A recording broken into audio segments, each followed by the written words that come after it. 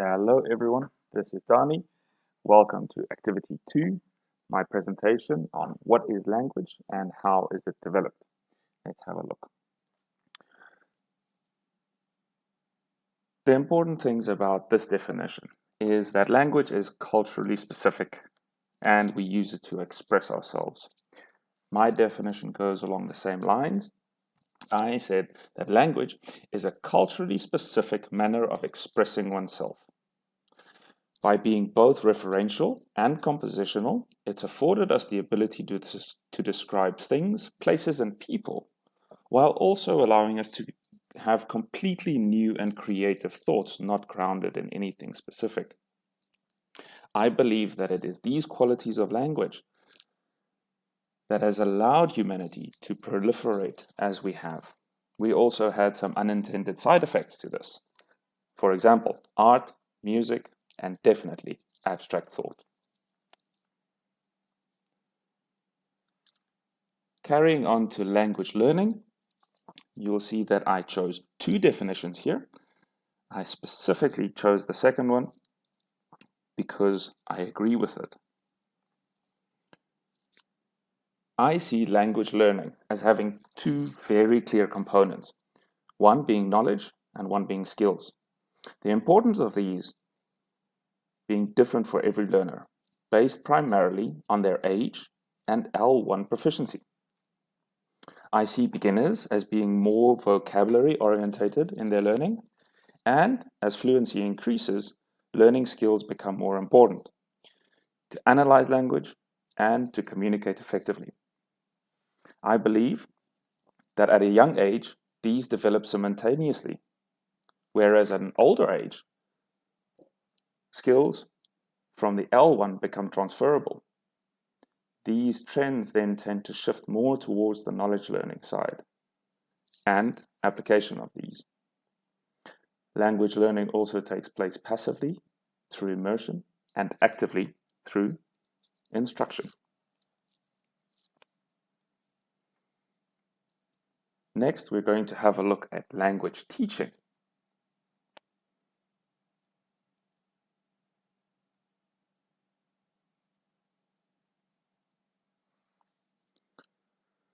To me, language teaching means creating a dynamic environment where the growth mindset rules, where teachers and learners work together to achieve their goals, where teachers typically model language and then facilitate the practice of and the immersion into a language.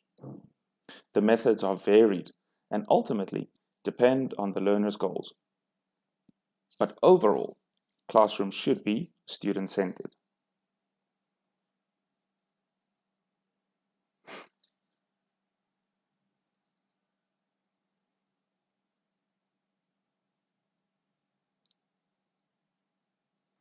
Lastly, I would share just some final thoughts and takeaways from our group discussions. I learned that human language is very different to animal communication, in that it can be abstract. Animals tend to respond to cues in set ways, and these tend to be hierarchical. Guided by research, I found it interesting how language learning is affected by learner age and their proficiency in their L1. This makes sense if we think about the dual iceberg hypothesis. It is also important for us to remember that language teaching strategies very much depend on the learner's goals. There are, however, a few aspects that are universal.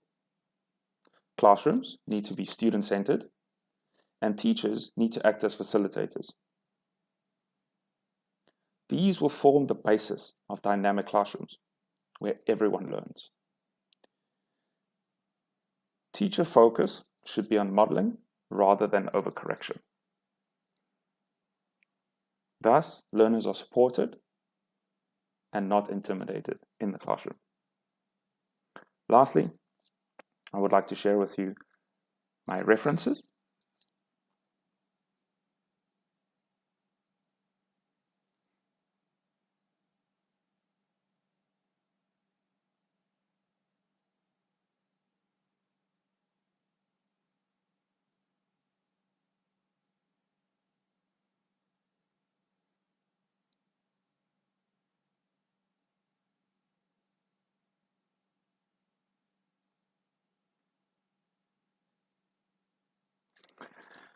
Thank you so much for joining me on this.